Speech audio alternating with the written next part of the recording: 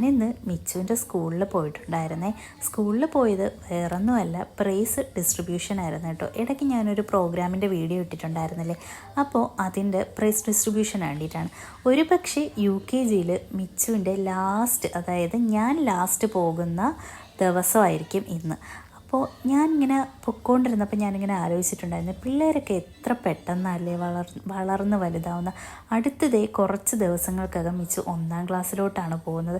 ഇത്ര പെട്ടെന്ന് മിച്ചു വളർന്നു വലുതായി എന്നൊന്നും അക്സെപ്റ്റ് ചെയ്യാൻ എനിക്ക് പറ്റാണ്ടായി. മിച്ചു എൻ്റെ വയറ്റിലുണ്ട് എന്ന് ഞാൻ അറിഞ്ഞ ആദ്യത്തെ ആ ഒരു നിമിഷം ഉണ്ടല്ലോ, അതാണ് എനിക്ക് സത്യം പറഞ്ഞാൽ എനിക്ക് ഓർമ്മ വന്നത്. ഇന്നത്തെ ദിവസം മൊത്തം ആ ഒരു ദിവസം ഇന്നലെ കടന്നു പോയതുപോലെ എനിക്ക് തോന്നുന്നു.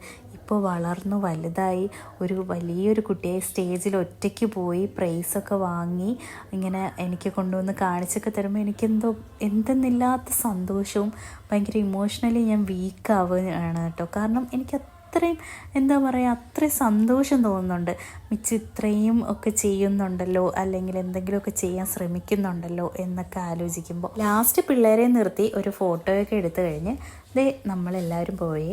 പിന്നെ വേറൊരു കാര്യം കൂടി പറയാനുണ്ട്, മിച്ചുവിന് 3 പ്രൈസ് ഉണ്ടായിരുന്നേ, 3 ട്രോഫി.